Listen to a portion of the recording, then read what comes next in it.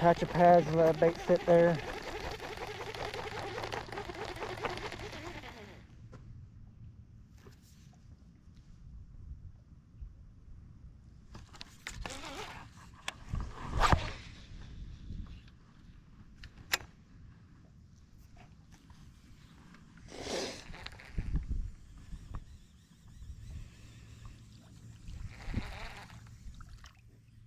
That big one.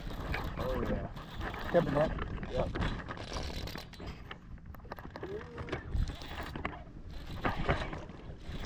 Oh my god.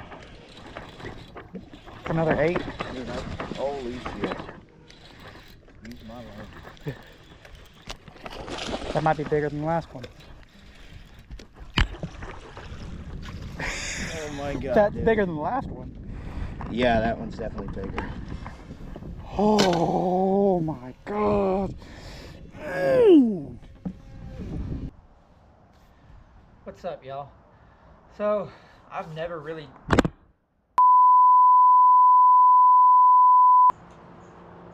What's up, y'all? So, I've never really done a tip video. Hopefully the background noise isn't too bad. I live on the side of a freaking highway.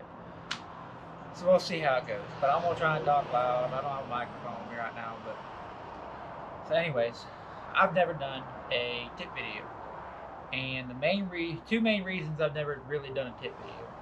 One, I've never really seen myself as like some amazing fisherman. I do have a lot of confidence in my abilities, but I don't know. I just doesn't never crossed my mind that anyone would ever want to or cared what I did or how I did things. But I've been starting to get a lot of questions just on random stuff and stuff that would never pop in my mind, because I've been, in my eyes, a decently hardcore tournament angler for quite a while, and being in your own little bubble, you don't realize that I am the 1% of fishing. Like the hardcore tournament anglers who get up, eat, sleep, and breathe bass fishing, we're the minority. Most people that go fishing just like to go fishing. They haven't dedicated every second of their life to trying to be a better fisherman. So, like, a lot of the simple things that I'm like, well, that's second nature. Everybody knows that. Not really. So, with having people ask me questions on how I do this, how I do that, and frankly, people just caring, like, what my opinion is on some things, I figured I'd start doing a few things like that. And two, I don't think there is any absolutes in fishing.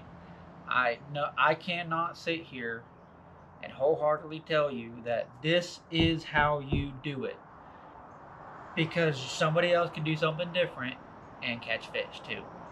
I could sit here and tell you this is how you work a jerkbait, and I've taken buddies out that take a jerkbait, cast it out, reel it in like a square bill, and catch fish.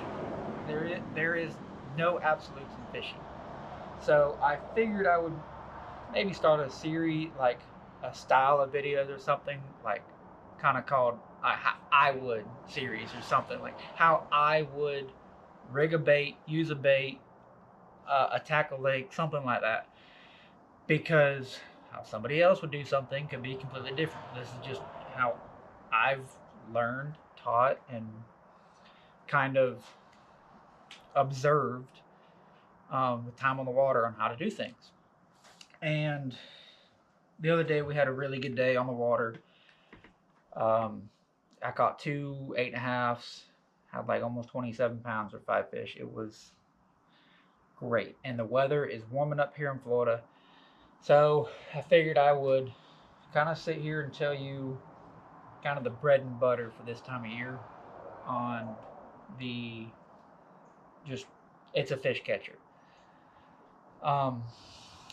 This time of year, fish are coming to spawn, and it can be a very hero or zero day Fish get really schooled up. There can be a lot of dead water. And when you do run into them, it can happen really quickly. And that's kind of what happened the other day. So my advice this time of year is cover a lot of water with maybe just put a flipping stick in your hand, a swim jig, something where you can cover water and have a chance of getting a bite. And when you get that bite, there's probably other fish around it. And that's where this technique comes in. And it's been a staple in Florida for years. It is just a Texas Rig Senko.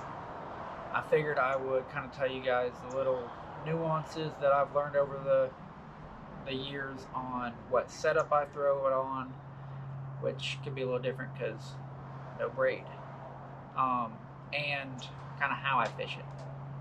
So I'm going to dive into setup and then how we attack, kind of, or tackle the fishing aspect itself. So let's get into it. All right, so first off, we'll go with the rod. So I have zero sponsors pretty much. I have a local tackle store, Bridgemasters, that helps me out sometimes. I try to give them as much as my money, frankly, as I can. I enjoy supporting local. They have a lot of basically anything you need for typical Florida style fishing. Other than that, braid wise, I don't, everything that I have, I purchase. This is what I spend my hard-earned money on. So I throw a lot of arc rods. The Randall Tharp series is about 130 bucks, and it's the best bang for your buck that you're gonna get into. But I throw it's a 7.6 medium heavy. It's their offshore special rod. It's a great, just all-around rod. This is my worm rod. Okay, so it's sensitive enough I can throw these real light baits, still feel a bite, and still have enough kind of backbone to handle large fish. This is the old Lew's BB one. They don't even sell this reel anymore. I got it from a buddy in a trade. And then the bread and butter. All it is a 4/0 worm hook, an 1/8 ounce tungsten, and a Senko. And I peg it with a bobber stopper. 1/8 ounce. The key is light. 1/8 ounce weight is as heavy as I go. I've gone to a 16th ounce weight as well. The lighter the better. This is kind of like a power finesse style. And what helps me, two things that I think help. Two things that I think that this does. I throw it on fluorocarbon. I throw it on fluorocarbon, one, because it sinks. I'm casting this around. I'm casting around a really light bait, almost on the weightless side. And fluorocarbon sinks. And it's very important to keep bottom contact when you're fishing this bait. So you want to drag it. And fluorocarbon sinks helps me keep bottom contact. Throwing it on braid floats.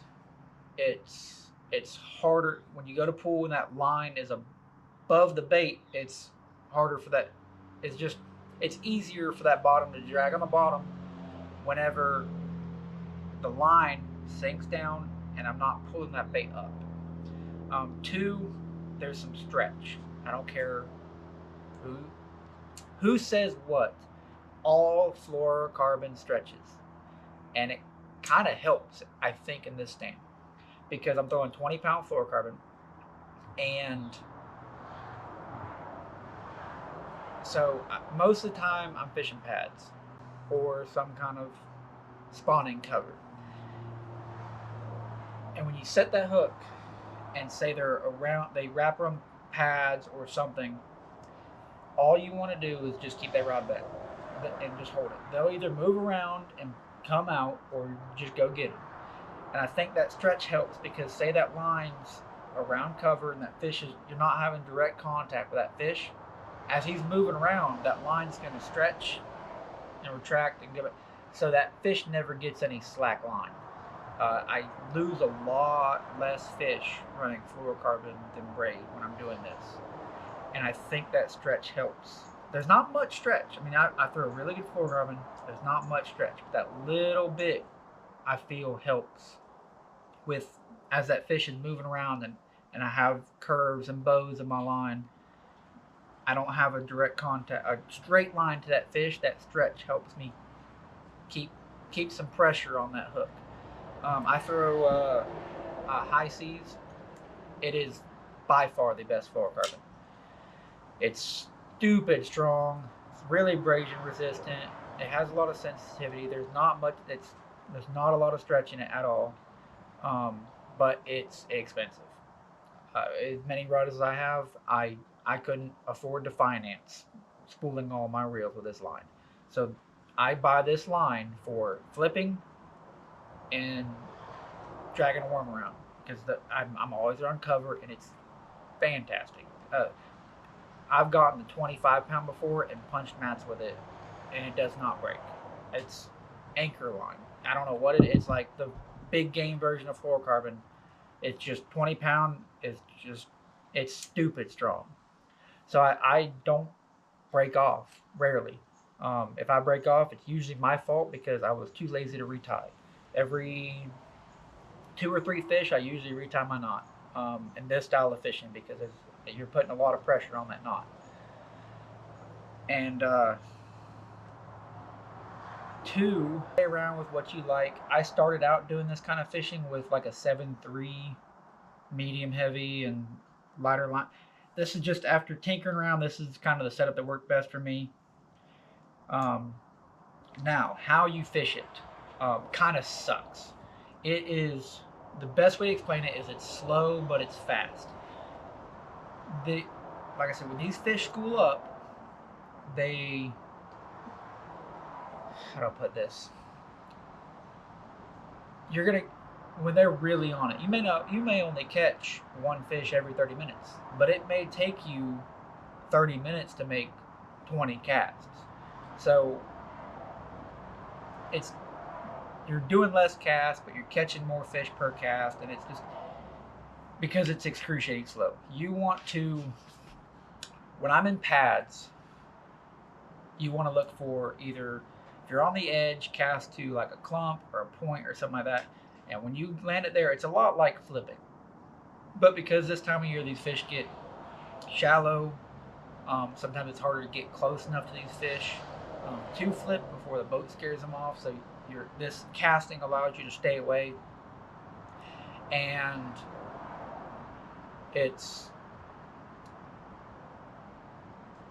you want to just kind of cast it there. So basically, you find a target, you make that longer cast, stay away, you're real quiet, real subtle, and once that bait hits there, just like you would flip, you just let it sit there. And it, like I said, it sucks, but do not work the bait. And essentially, you're bed fishing without sight fishing. You would see there's a pad clump, and you're like, all right, fish would spawn there. Cast it over there, and then you just sit there. And then after 15, 20, 30 seconds, that line's sunk to the bottom. Don't put your rod tip up. Put your rod tip down, 6 inches off the water, and drag your rod sideways. So that way you're not pulling up and pulling that line up. Everything stays low, stays close to the bottom, so you can keep that light bait dragging on the bottom. And then you literally pull it 3 or 4 inches and let it sit there. And then 15, 20 seconds goes by, pull it 6 inches. And then you sit there and sit there and sit there, and then pull it 3 or 4 inches. And then once you kind of get away from that cover, then I reel it in and I go to another piece of cover. Another thing that I do is if you're just in a bigger pad field that some fish are kind of spawning in, you want to look for a lane. So say there's a big pad clump, but you can kind of see a trail through the pads. Make that long cast to the end of that trail, try and get your line to fall in that trail.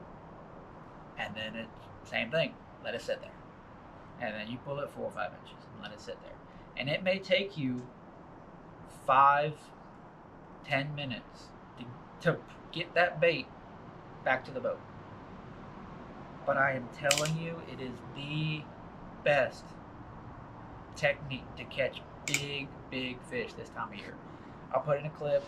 I caught that 8.5 pounder, literally, and it was one of those instances. There was a pad point. I made a cast over there, and I just let the bait sit. And after a few seconds, when you go to pull it, he's already there. It's just like flipping.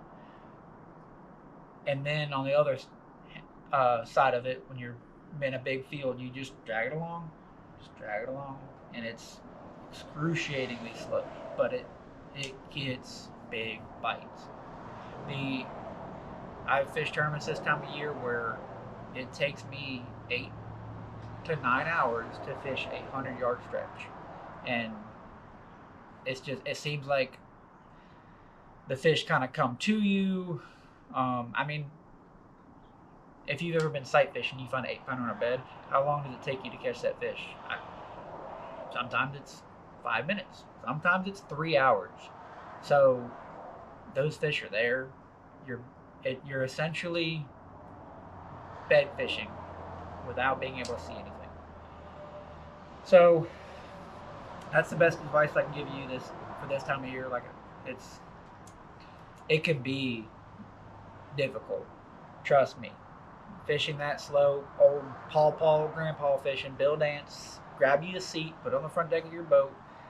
If you got power poles, put them down and don't move. If you don't, start on the downwind side of where you're at, so that way you can troll up, and whenever you stop, you're getting blown away from the fish that you're fishing. And just slow down. Grab you a sandwich, a snack, a drink, play on your phone. Just don't move the bait. And when you do not move it more than 6 inches at a time. And you won't feel a bite, you won't feel nothing. All of a sudden, your line will just start taking off because they're trying to move the bait off the bed, or you'll just go to pull it again and it's just mushy and heavy. And you just set the hook and just hold them. They're either going to work their way out or just go get them. But give that a try. Comment, do whatever. Let me know if it works for you. If you've done it, if you try it and it works. It's not a search bait. Do not go out there and be the first thing that you throw if you don't know where the fish are. But go out, throw a search bait around, get a bite or two, and then slow down and catch every single fish in front of you. So, good luck, y'all. Let me know if I may do some more of these. I don't know. It's kind of out of my comfort zone to give advice. I don't know. Sit here in front of a camera alone and talk and spiel on about stuff for 15 minutes, but we'll see. If y'all like it, I like talking about fishing. Maybe we can get some other people to, I don't know, collab, do some, I don't know, talk more. It's weird. But if it helps y'all, I enjoy it. So, good luck, y'all. Let me know how it goes.